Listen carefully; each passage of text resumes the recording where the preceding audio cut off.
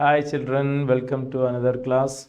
This is our rapid revision classes, and this time we are going to deal with the last chapter according to the new deleted topic and all. Last chapter of the 12th standard topic, all of you know, biomolecules. Okay, let's go through the important points in the chapter. Okay, biomolecules. See, the basic point of interest in the chapter is mainly carbohydrates. Main topic that comes across is carbohydrate. Then, of course, we talk about proteins, nucleic acids, lipids. We don't discuss much on this. So, carbohydrates, proteins, enzymes, then vitamins.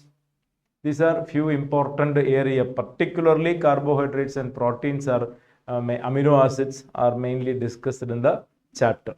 Mainly carbohydrates. So first about carbohydrates. First topic is about carbohydrates. Carbohydrates traditionally having such a formula, all of you know, and hence it is called carbohydrate, hydrate of carbon, CxH2O times. That is a general formula assigned to carbohydrate traditionally.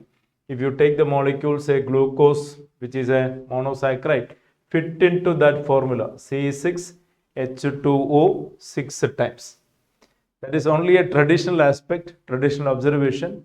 Don't think that all carbohydrate fit into this formula, or don't think that all formula fit into all compound fit into this formula are carbohydrates. Both are not universally applicable. For example, if you take acetic acid fit into that formula, but it is not a carbohydrate, right? We have a molecule ramenose. This is ramenose C6H12O5, which will not fit into this formula. Very simple to understand. C6H12O6 can fit into the formula, O5 cannot. C6H12O5 cannot fit into that formula, but it is a carbohydrate. So not necessarily all carbohydrate fit into that formula. Not necessarily all compound fit into that formula are carbohydrates. Both examples are given in the introduction paragraph of NCERT itself. And what exactly is a carbohydrate is well defined in the bottom portion of that paragraph. A clear modern definition of carbohydrate is given. Chemically, the carbohydrates may be defined as optically active. Carbohydrates are optically active. Polyhydroxy. There are many OH group. They are optically active, number one. They have many OH groups. That is yet another attraction or importance of carbohydrates. Carbohydrates containing huge number of carbon atoms. Normally, organic molecules with a bigger number of carbon atoms are insoluble in water, but many carbohydrates are highly miscible in water due to the speciality of this polyhydroxy character.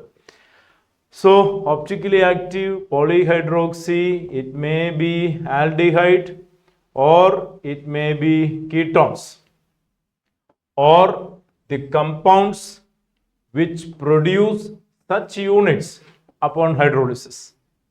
So, a compound upon hydrolysis you get these things, or the molecule which are like this, optically active compounds which are polyhydroxy, aldehyde or ketone, or such compounds are obtained from the hydrolysis of a substance, that is also called a carbohydrate.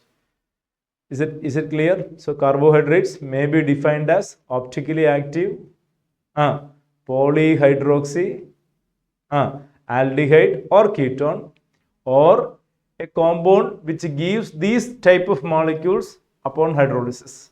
That is called carbohydrates. Let's go through. Carbohydrates are generally sweet in taste, many carbohydrates, and they are called sugars.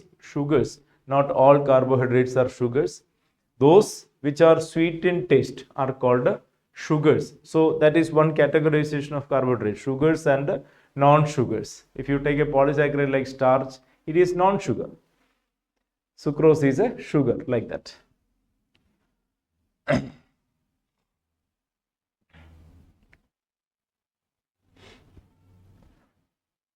milk sugar, lactose, milk sugar, lactose, and we commonly call it as saccharides. Saccharides, carbohydrates, also called saccharides. The reason behind this means sugar. Saccharide means sugar. That is the meaning. And here we have classification of carbohydrates. There are three group classification. Number one, carbohydrates, main categorization, three type group classification. One is called monosaccharide, all of you know. The other is called oligosaccharide, and the other is called polysaccharide. Three category of carbohydrates: monosaccharide, oligosaccharide, polysaccharide. Okay, what is a monosaccharide? A carbohydrate that cannot be hydrolyzed further. A carbohydrate which cannot be hydrolyzed further. For example, glucose, fructose, galactose, mannose. These are all monosaccharides. A carbohydrate which cannot be hydrolyzed further. That is called a monosaccharide. Give simpler unit of polyhydroxy, aldehyde or ketone is called monosaccharide. About 20 monosaccharides are known to occur in nature. 20 monosaccharides are known to occur. Glucose is a monosaccharide. Fructose is a monosaccharide. Ribose, galactose, glucose, many, mannose. What about oligosaccharide? Oligosaccharide means carbohydrate that yield 2 to 10 monosaccharide unit on hydrolysis. 2 to 10 monosaccharide units on hydrolysis. That is called oligosaccharide. Right? If you are getting 2, it is called disaccharide. If you get 3, it is called trisaccharide. So disaccharide, disaccharide, tetrasaccharide, like that. Oligosaccharide, 2 to 10. So monosaccharide means the one which cannot be hydrolyzed further. Oligosaccharide means the carbohydrate which upon hydrolysis you get 2 to 10 monosaccharide units. That is called oligosaccharide. Okay. Oligosaccharides are called disaccharide, trisaccharide, tetrasaccharide, etc.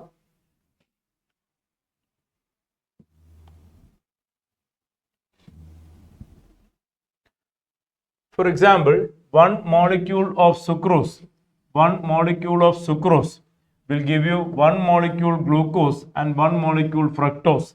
Hence, it is called a disaccharide. Sucrose is called a disaccharide because it contains one glucose and one fructose. Maltose is a disaccharide, gives 2 molecules of glucose, maltose, like that. Okay. Next is polysaccharide. Polysaccharides are polymers. So monosaccharide, oligosaccharide, polysaccharide. Polysaccharides are polymers.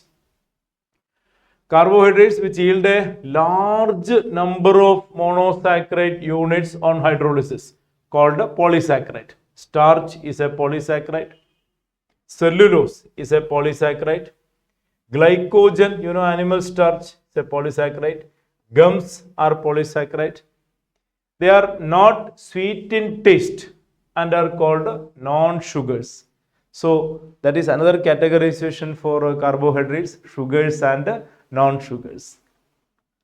So sugars, non-sugars, saccharides, monosaccharide, oligosaccharide, polysaccharide.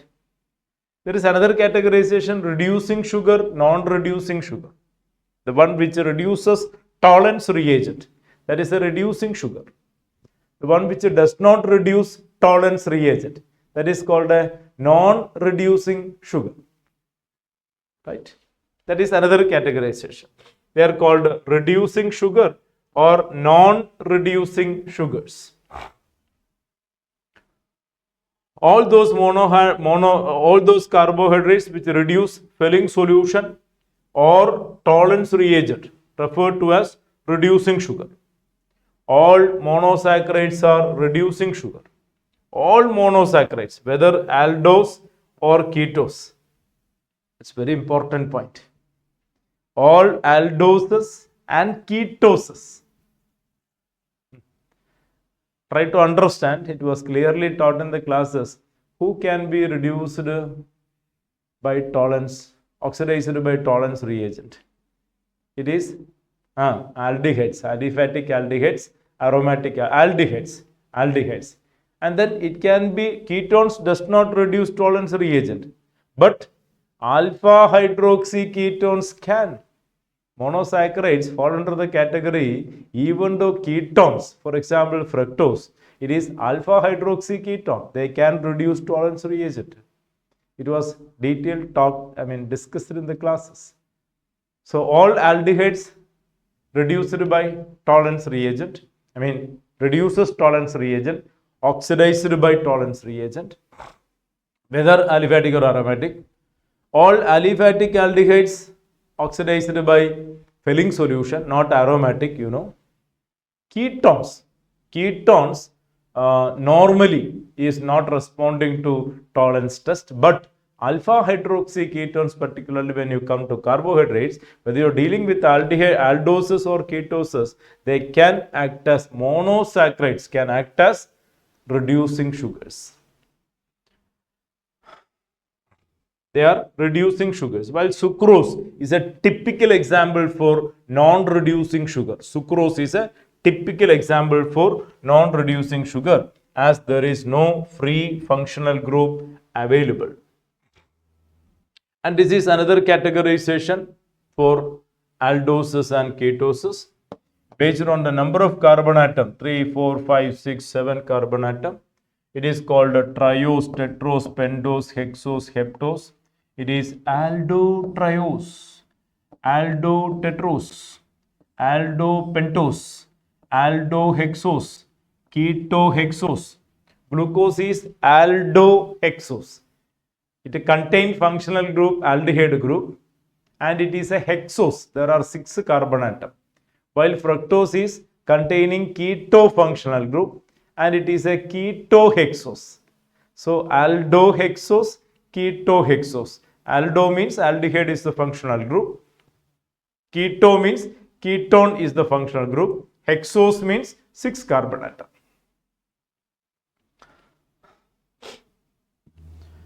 And now a detailed talk on glucose.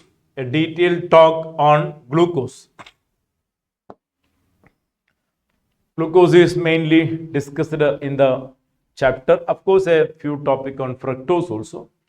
Glucose occurs freely in nature as well as in the combined form, present in sweet fruits, honey.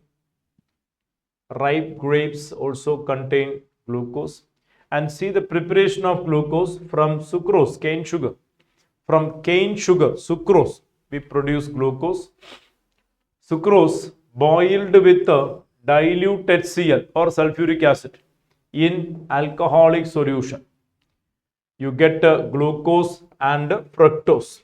So sucrose boiled with a dilute acid in alcoholic medium, you get glucose and fructose in equal quantity.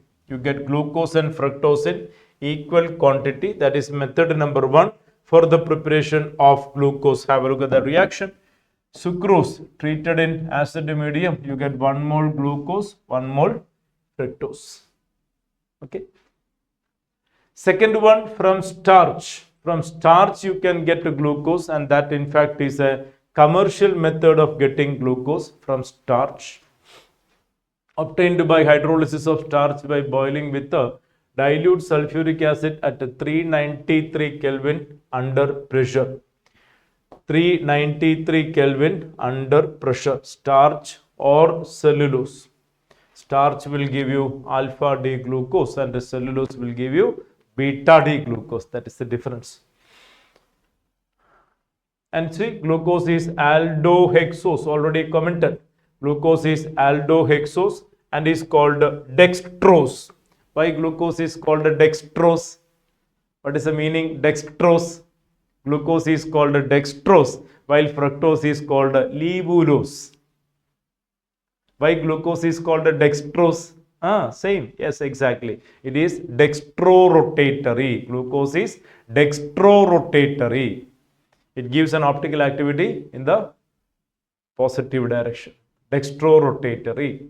while fructose is levorotatory. The plain polarized light will be passing through the solution and comes out in the positive direction, that is dextrorotatory in case of glucose, and negative direction, that is levorotatory in case of fructose. Clear? Fine.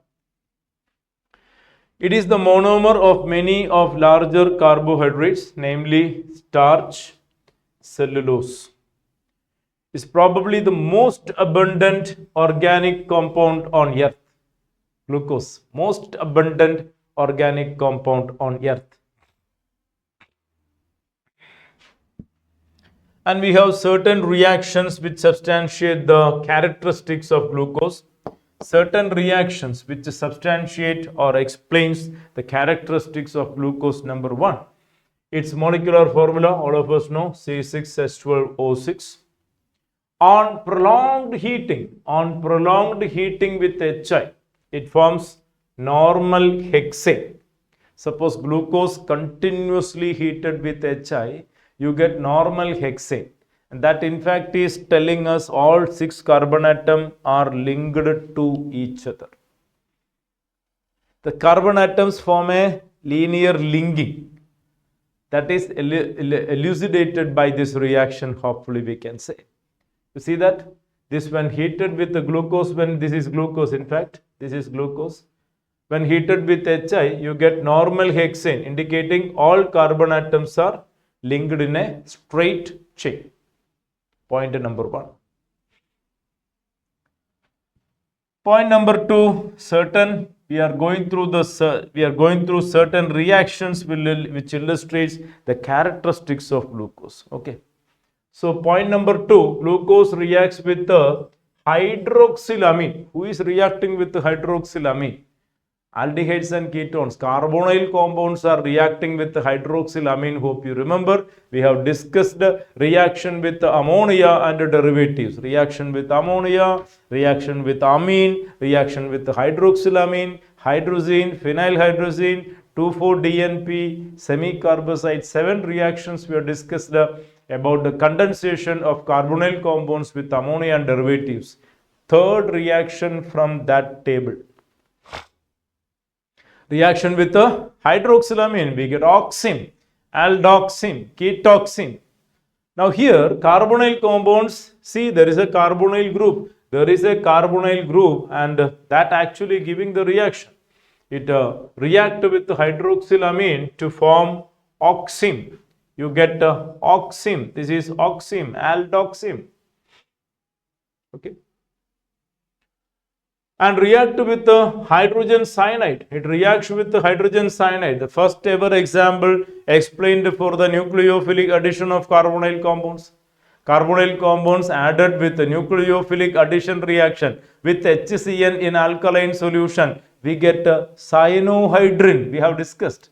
Reaction with HCN, reaction with NaHSO3, reaction with Grignard reagent, reaction with alcohols, reaction with ammonia and derivative. Typical examples for the nucleophilic addition of carbonyl compounds we are learning, isn't it? The first ever reaction of HCN.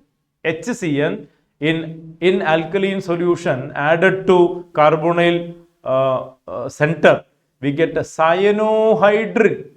O becomes OH and CN is attached to carbon, cyanohydrin. So you get a CHO added with HCN, you get a cyanohydrin.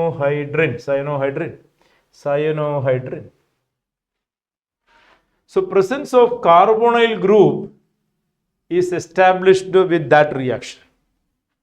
So reaction with HI, reaction with hydroxylamine, reaction with HCN. Some important demonstrations of chemical characteristics of glucose. Then you see glucose reacting with bromine. Bromine is a mild oxidizing agent. Glucose with the bromine, you get gluconic acid. This CHO group is easily oxidized to COOH group. So the topmost first carbon CHO carbon of glucose is oxidized to COOH group and you get gluconic acid when treated with the bromine. Bromine is a mild oxidizing agent. And mild oxidizing agent is enough to oxidize aldehyde groups, you know. And that is another reaction. Next one is very famous acylation reaction. Glucose when treated for acetylation. Glucose when treated for acetylation, excess of acetic anhydride. Excess of acetic anhydride treated with the glucose, you get pentaacetate. You get pentaacetate. How do you get pentaacetate? Acetate means ester. 5 ester linkage you get. How do you get 5 ester linkage? With anhydride, alcohol groups are interacting. And here you have 4 alcohol groups. And here you have 1 alcohol group. A total of 5 alcohol group will give you 5 ester linkage. 4 over here and 1 over here. So you get pentaacetate, a clear demonstration for the 5 OH groups present in glucose. Glucose contain 5 OH group. Already we have gone through the definition where it is commented polyhydroxy. Polyhydroxy. So there are 5 OH group which is demonstrated by the formation of pentaacetate. Clear? So reaction with HI, reaction with the hydroxylamine, reaction with HCN, reaction with the mild oxidizing agent bromine, reaction with the acetic anhydride forming pentaacetate. Okay. All are explaining the characteristics of glucose. All are explaining the characteristics of glucose. And here you have an oxidation with the nitric acid. Nitric acid is a strong oxidizing agent. Nitric acid is a strong oxidizing agent. And see what happens? See what happens? Glucose, when taken with the nitric acid, you can see the aldehyde group oxidized to COOH group. At the same time, the primary alcohol group will be oxidized to aldehyde and that further oxidized to COOH, and both the bottom and top and bottom carbons are converted to carboxylic acid, the very famous called saccaric acid. Saccaric acid. Earlier glucose with bromine, it gave gluconic acid. This was gluconic acid. And gluconic acid, upon further oxidation, you are going to get saccaric acid. The primary alcohol group is also converted to COOH group. Yet another reaction by glucose. Right? The exact spatial arrangement of different OH group was given by Fischer after studying many other properties. Its configuration correctly represented as 1. This is the configuration for glucose. CHO, OH, OH, OH, OH, CS2OH, like that. And is well repeated in gluconic acid and saccaric acid. See, the body part remained the same, right? The body part remained the same. It's as simple as that. Look at the body part. It remained the same.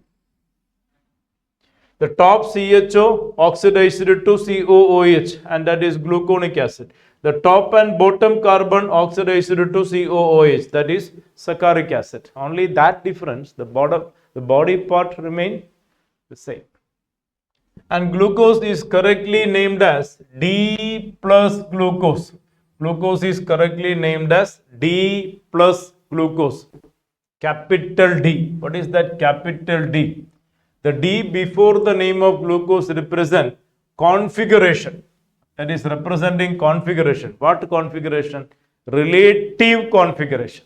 Relative configuration of the molecule is represented with that capital D.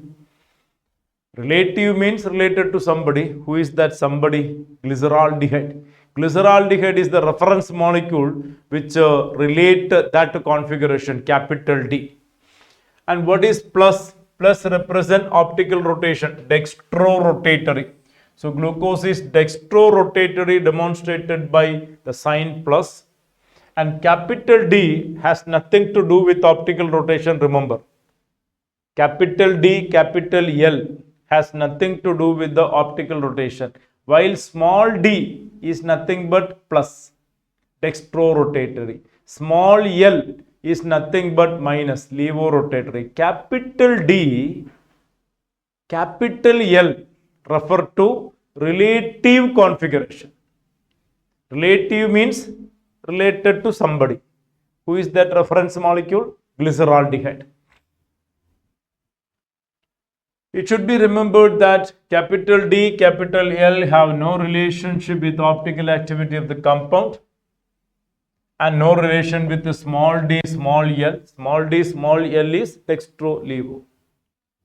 And this is the molecule which is relating that configuration. This is glyceraldehyde, reference molecule plus glyceraldehyde, dextro, where you can see in the Fischer structure, OH group is coming to right hand side, and this is minus glyceraldehyde, and OH group is coming to left hand side.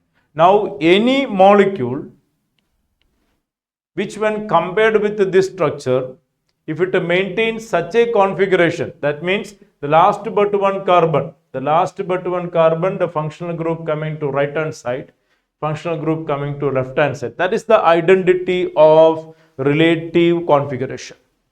For example, if you compare glucose with the glyceraldehyde, you can understand why glucose is called a capital D. This is D plus glyceraldehyde. And you see the reference comparison. This is glyceraldehyde, bottom portion of the molecule. And similar portion of the molecule you can find in glucose. And try to understand the similarity. What similarity you have? What similarity you find? The OH group coming to, the functional group coming to right hand side, and that is indicated with the capital D. Last chiral center. This is not chiral, this is chiral, this is chiral, this is chiral, this is the last chiral center or last but one carbon. Either way we can say last chiral center or last but one carbon. The functional group coming to right hand side will be represented as capital D, left hand side will be represented as capital L. If you take an amino acid for example, COOH R, imagine this is an amino acid configuration given to you and asked for whether it is capital D or capital L. You can compare with the glyceraldehyde. This is D, then what is this? You can very well see the functional group is coming to left hand side. This will be L configuration. Hope you understand.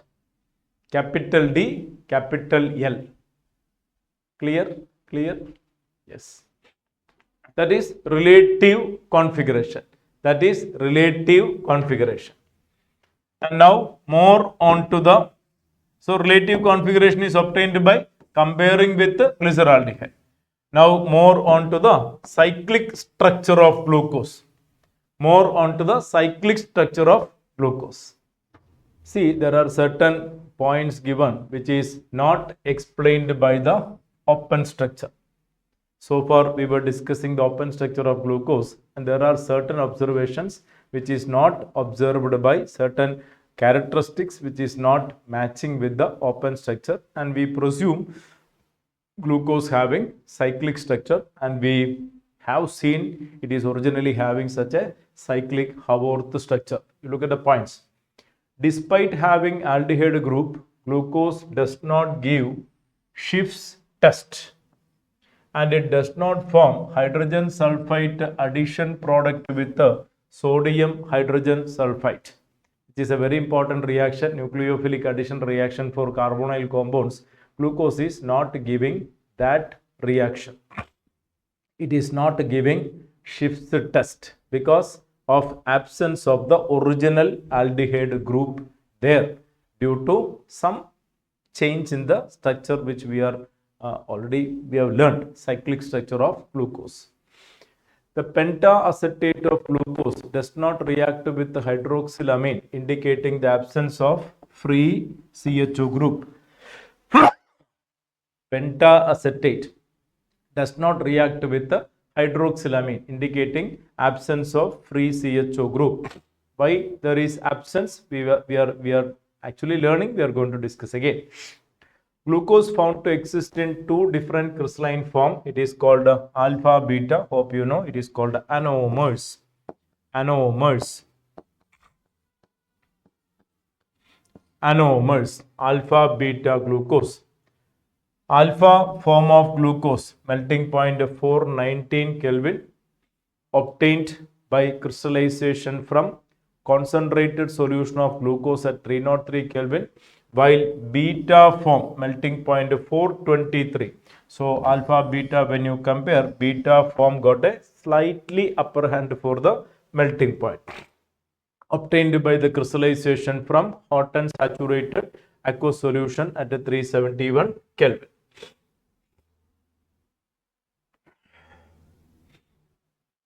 This behavior could not be explained by the open chain structure for glucose. It was proposed that one of the OH group may add to CHO group and form a cyclic hemiacetal structure. One OH group is interacting with the functional group CHO and forms a cyclic hemiacetal structure. It was found that glucose forms a 6-membered ring in which OH group at C5 carbon involves in the ring formation, and that explains absence of CHO group and also existence of glucose in two forms, alpha beta forms. This is what happening, which in fact is related to the reaction we are learning, reaction of carbonyl compounds with the alcohols. This is the open chain form. This is the open form where you can find the C5 carbon OH group make a hemiacetal linkage with the CHO group. What is hemiacetal formation? Hemiacetal formation, do you remember? This is aldehyde interacting with the monohydric alcohol. It is interacting with the monohydric alcohol. It is polarizing as minus and plus. It is breaking here as minus and plus. And this oxygen abstract H and this RO minus comes and attack to this carbon. You get hemiacetal. Hope you remember. This oxygen becomes single bond OH and this carbon becomes OR dash, like that. So this OH when interact with this, you will be getting CHO group. CHO group will turn CHOH group and there is COC linkage. COC linkage and CHOH group. That is hemiacetal formation with the C5 carbon OH group with the functional group CHO group, right? And that gives you two configuration over C1 carbon. One is OH group on to right hand side called alpha D plus glucose. One is OH group to left hand side, that is beta D glucose, and this carbon we call it as anomeric carbon. Anomeric carbon. C1 carbon in glucose is called anomeric carbon. Clear? And there is a change in the rest all same. The rest all same. OH, OH, OH, OH, OH, OH. Rest part all same. The difference is over here. The difference is over here. Alpha beta form. In alpha glucose, C1 OH is on the right hand side, and beta glucose C1 OH is on the left hand side, right? And you can easily memorize also. You can easily memorize and practice drawing the structure of alpha beta forms of glucose. You see beta form. Carbon atoms 1, 2, 3, 4, 5. Sixth carbon will be CH2OH. First carbon makes a hemiacetal linkage with the fifth carbon, like this. And how to memorize beta form? Beta form you can easily memorize. Please listen.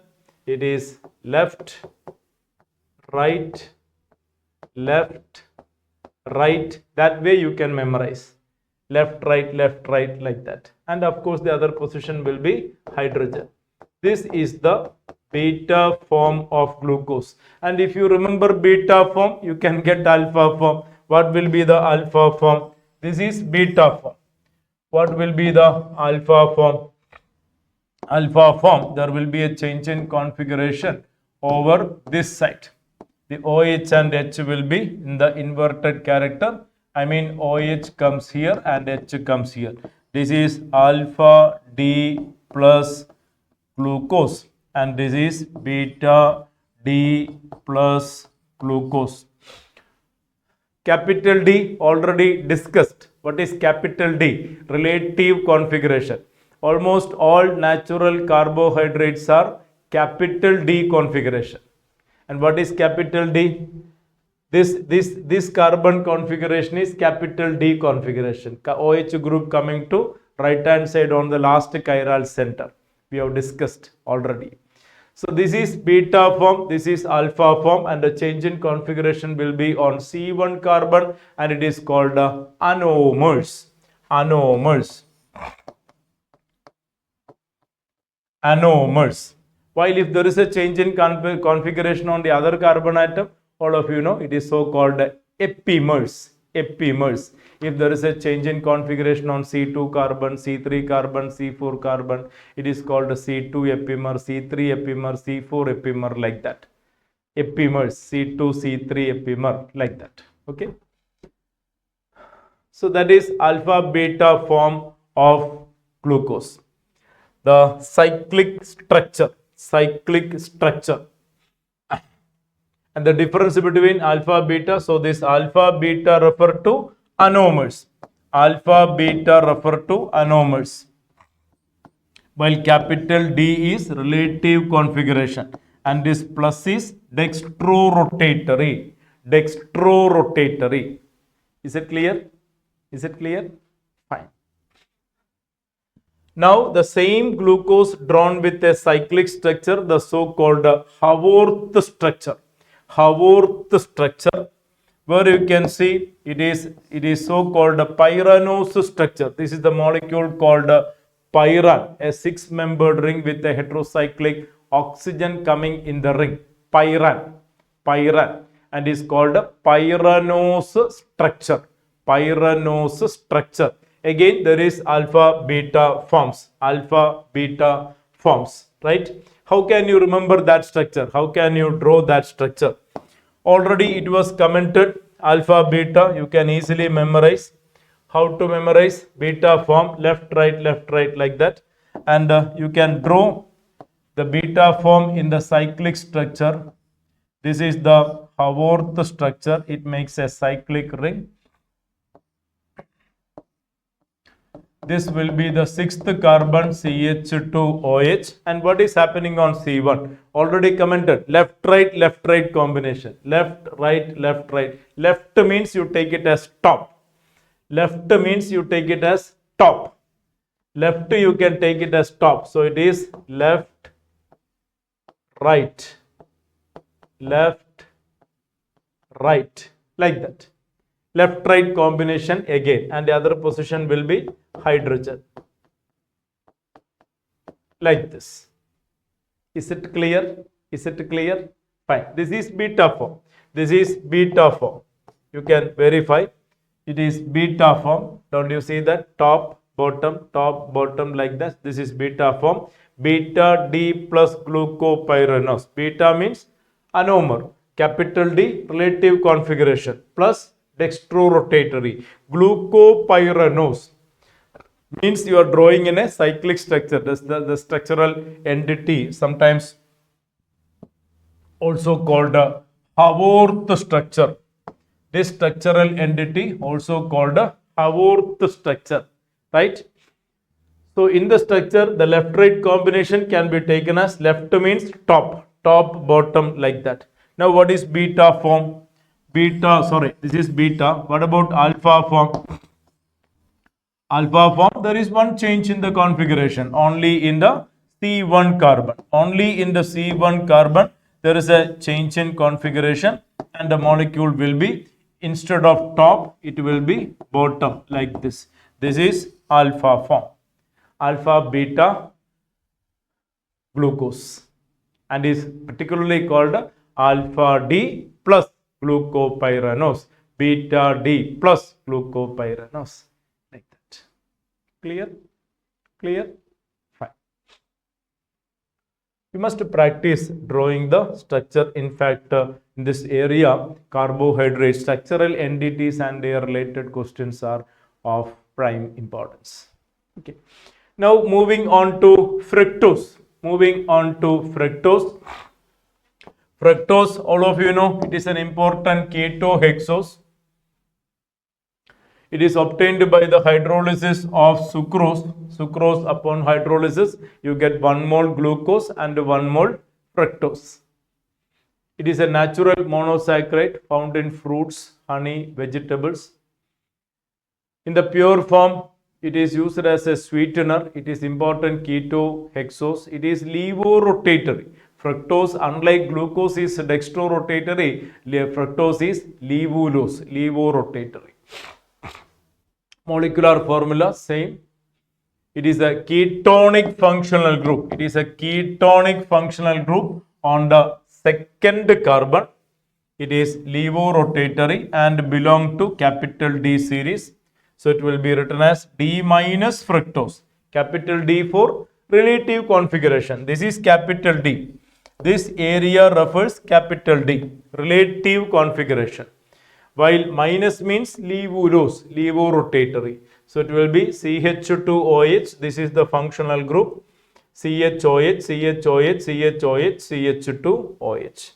And again here the acetal formation will be over here. C5 with C2 and it forms a 5-membered ring. How 5-membered ring? Carbon with 1 carbon, oxygen, carbon, carbon, carbon, like that. 5-membered ring will be formed at it and it forms a cyclic structure. I mean in the form of a hemiacetal structure. Again we have alpha beta fructose. Alpha beta fructose will be, again it is anomers. Anomers, alpha beta. What is anomer? A change in configuration only observed in case of glucose it is C1 carbon. In case of fructose it is C2 carbon.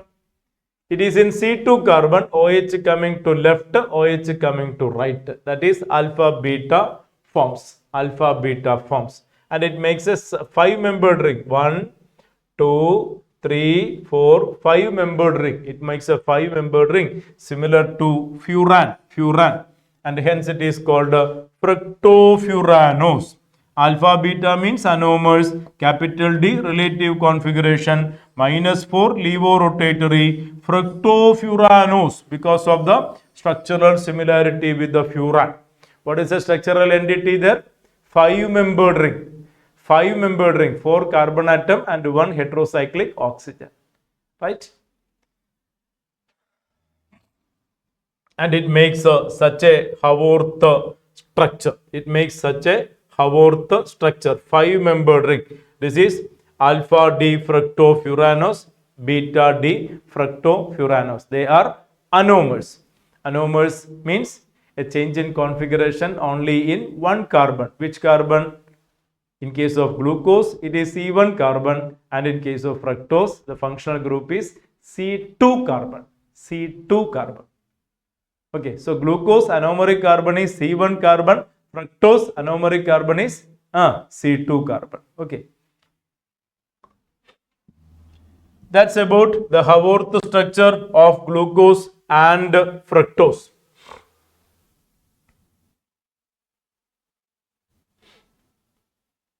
Now a talk on disaccharide.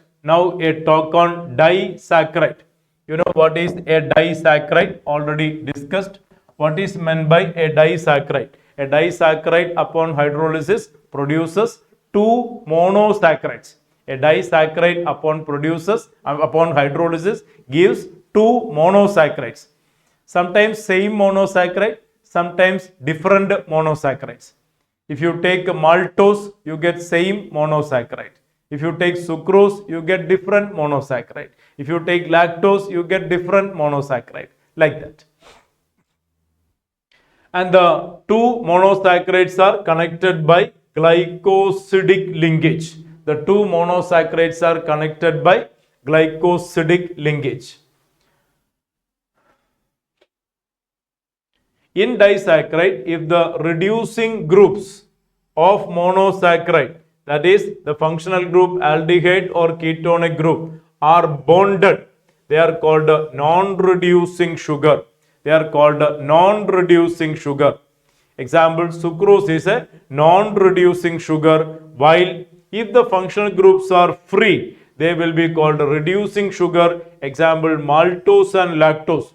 Maltose and lactose are reducing sugar, while sucrose is a non-reducing sugar, and we will have a look at why and how. First discussion is on sucrose. First discussion is on sucrose.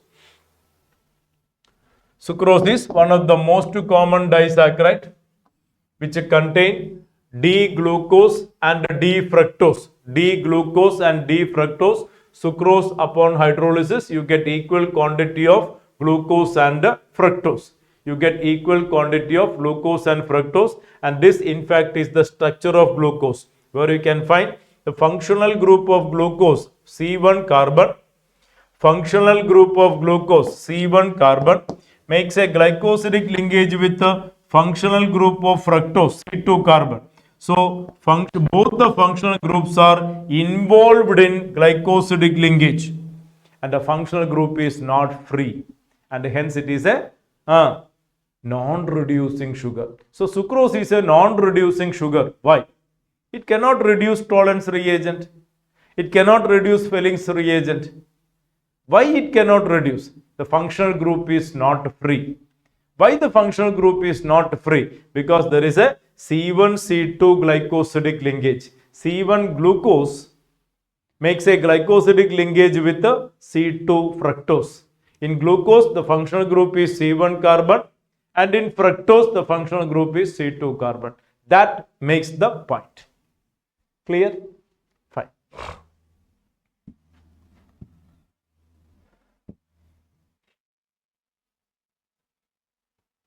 And this is another important point. Sucrose is dextrorotatory.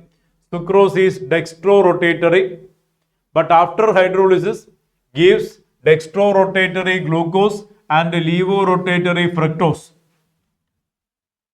The levo-rotation of fructose is minus 92.4 degree, which is more than glucose plus 52.5 degree. So, suppose you take sucrose. Sucrose is dextrose. You hydrolyze that. You get an equal quantity of glucose and fructose. You get 1 mole glucose, 1 mole fructose per mole of sucrose. Agreed? Sucrose is dextrose.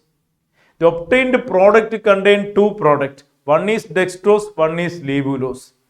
The glucose obtained is 52.5 degree dextrorotatory, while the obtained fructose is minus 92.4 degree levorotatory.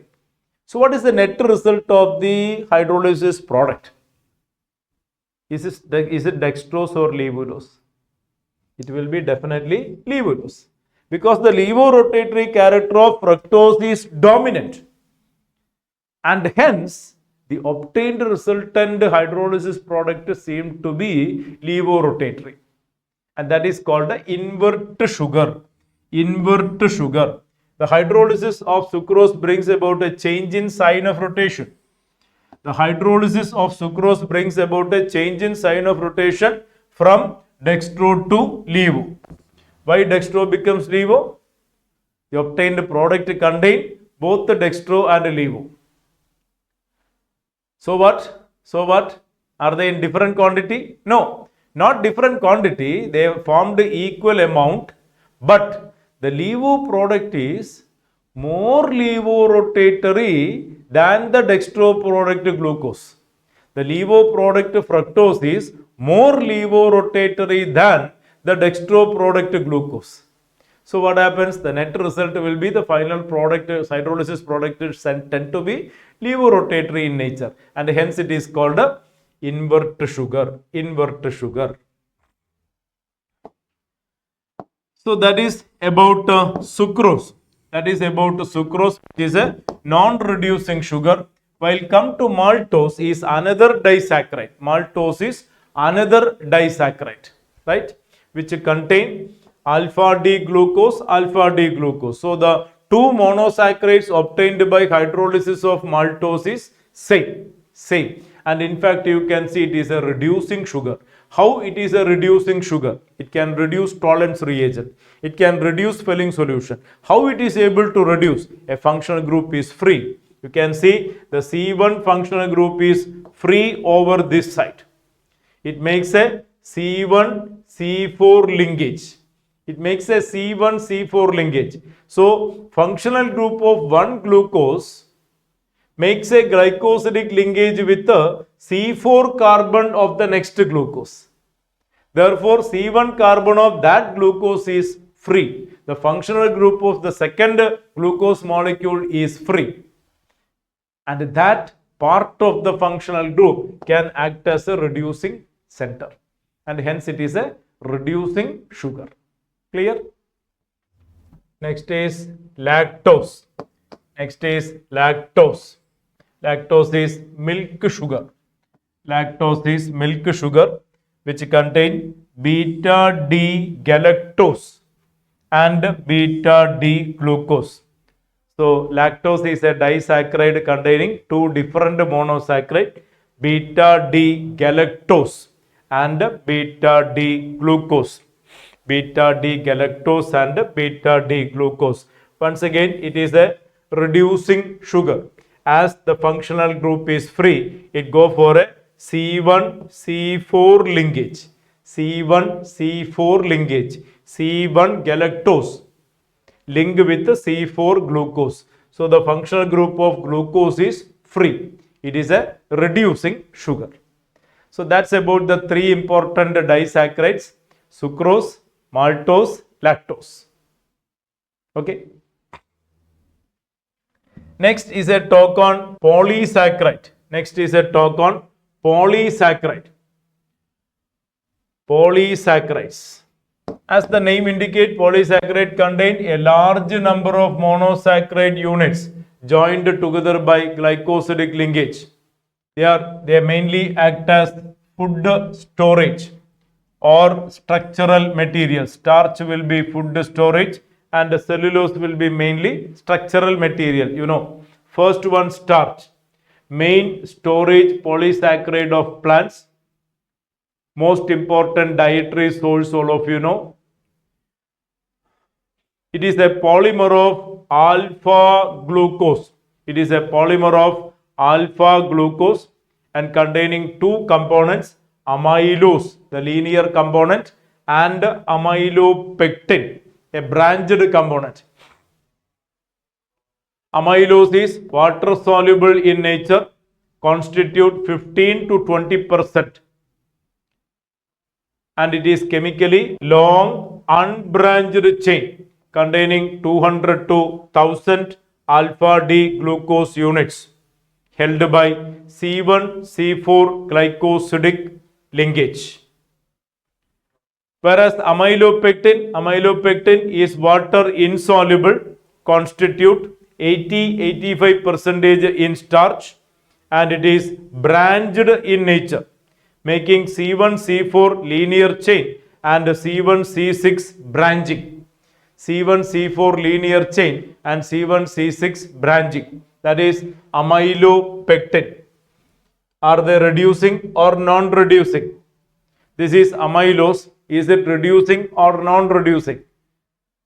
Don't make a mistake. C1 C4 doesn't make a reducing sugar here, as C1 C4. So all the functional groups are involved in glycosidic linkage, and in fact it is a non-reducing in character. Polysaccharides are non-reducing in character. This is amylose making a linear chain. While amylopectin go for a branching C1-C4 linear link and C1-C6 branching. C1-C6 branching in amylopectin. And coming to cellulose.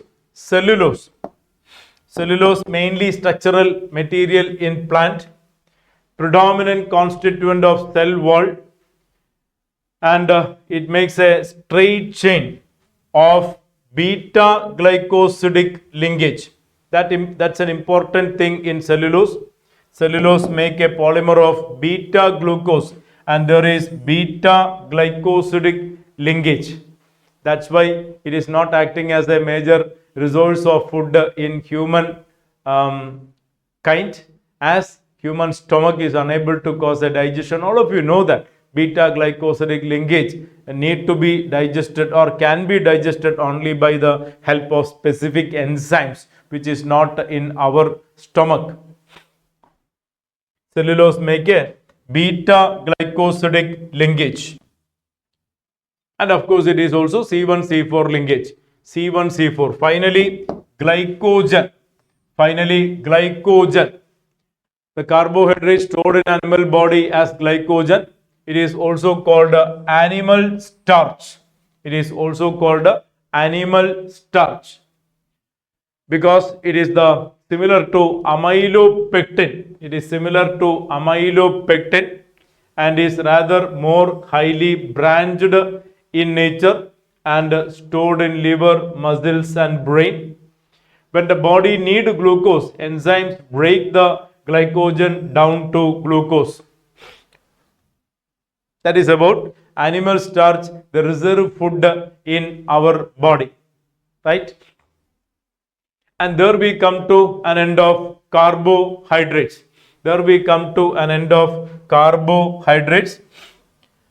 We had a detailed talk on carbohydrates, the classification of carbohydrates: monosaccharide, oligosaccharide, polysaccharide, reducing sugar, non-reducing sugar, sugar and non-sugar.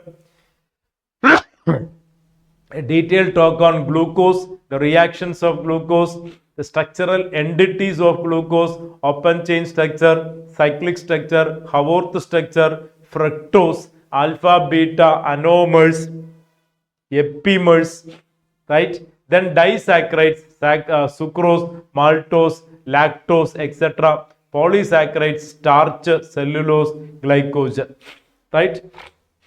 That is the important topic in carbohydrates. Now on to proteins. Most abundant biomolecules in living system, the fundamental basis of structure and the function of life. The word came from proteose. Proteose means prime importance. All proteins are polymers of alpha amino acid. What is an alpha amino acid? This is alpha amino acid. This is the functional group. This is alpha carbon, alpha amino acid, right?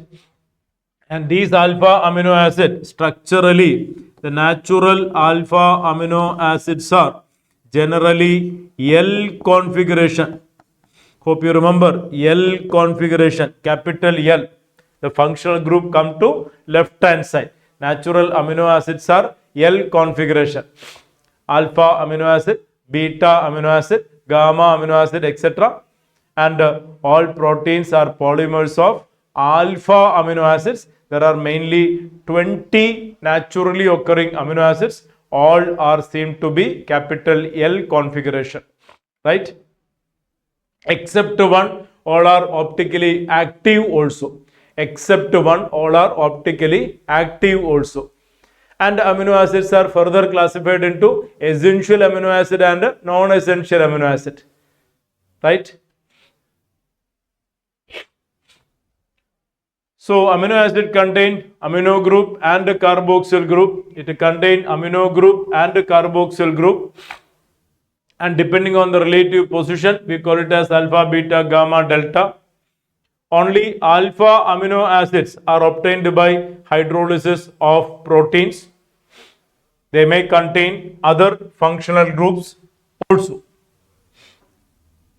There are almost 20 different amino acids we are learning. This is the general structural entity of amino acid, and the R group varies to get different amino acids. R group when varies, we get different amino acids. And these amino acids, as I said, classified into essential, non-essential amino acids. Essential, non-essential amino acids. What is an essential amino acid? What is an essential amino acid and a non-essential amino acid? The amino acids which can be synthesized in the body, that is non-essential amino acid, while those which cannot be synthesized in the body and must be obtained through the diet, that is called essential amino acids. And essential amino acids are given with an asterisk in the list. And these are the 20 important amino acids. These are the 20 important amino acids, starting with glycine. So what you need to do is COOH, NH2H. In place of R, you need to give H. So that will be glycine. And the importance of glycine you can understand, it is optically inactive. You don't have a chiral center here. This is prochiral center. This is not chiral center. It is optically inactive. Glycine is optically inactive and is non-essential amino acid. All essential amino acids will be marked with an asterisk as you see. Alanine. Practice drawing the structures. This is alanine. Like this, you must practice drawing the structures. This is an optically active amino acid, alanine, CH3. Each amino acid designated by a 3-letter code and 1-letter code. Glycine, GLY. And 1-letter code is G. Alanine, A. Valine is a essential amino acid. Valine is a essential amino acid. It will be COOH, CH3 twice. There is isopropyl group which comes in the place of R. This is valine, essential amino acid. Leucine, another essential amino acid. So please draw practicing the structures. This is leucine. There is a isobutyl group. There is a isobutyl group in leucine. While in isoleucine, there is a secondary butyl group like that. And in all cases, go through the 3-letter, single letter code also. You see, isoleucine, there is a small error in the structure. This CH3 group should come here, and you have COOH, CH, CH3, CH2, CH3. This is secondary butyl group. When secondary butyl group is coming in the R position, we call it as isoleucine. Where isobutyl group is coming in the R position, we call it as leucine. That's a way to memorize also. Okay. Arginine. This is the R group. So try practicing lysine, another essential amino acid, lysine. You see, this is lysine. CH2 4 times. CH2 4 times. NH2. This is lysine. And also you can understand lysine is a basic amino acid. Amino acids can further be classified into acidic, basic, neutral. If the number of COOH group and NH2 groups are equal, it will be neutral. If the COOH group is greater in number, acidic. If NH2 group is greater in number, basic. Here you can find 1 COOH and 2 NH2 group. It is basic amino acid. So amino acids can further be classified as acidic, basic, neutral, like that. So try practicing all the structural details. And for one exam, it was asked a single letter code for lysine, asked in one of the examinations. So there can be like this.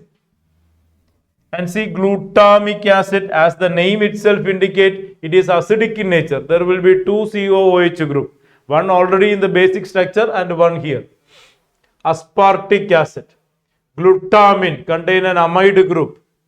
Asparagine, that also contain an amide group. Threonine, there is a alcohol, secondary alcohol group. Serine, there is a primary alcohol group. Cysteine, there is a thiol group, SH group. Methionine, essential amino acid, there is a thioether linkage. Phenylalanine, there is a benzene ring. Tyrosine contain para-hydroxybenzene, paraphenolic group is there, right? Tryptophan, histidine. There is something special about proline. Proline, this is the complete structure. This in fact is the complete structure. This is not R. This is the complete structure, entire structure, right? So there are 20 amino acids like this, 10 essential amino acid and 10 non-essential amino acid. So amino acids may be classified into essential, non-essential, then basic, neutral, acidic, like that. So try practicing all the structural entities. And you know, the amino acids are usually colorless crystalline solids. Amino acids contain amino group and acid group. Is it like acids? No. Is it like amines? No. It is in fact, you know, like a salt. It acts like a salt, and that is called a Zwitter ion. At a particular pH called a isoelectric point, it will act as a Zwitter ion. At a particular pH called a isoelectric point, it will act as a Zwitter ion, internal salt, dipolar, having sharp melting point and crystalline character, at which stage they are actually separated. So they are neither like acids nor like amines. It acts as a Zwitter ion. This is neutral. This is neutral, containing both positive and negative charge. They are amphoteric behavior. They behave amphoteric. Except glycine, all others are optically active, and most of them are L configuration. Most of them are L configuration. And now on to the structure of proteins. Okay.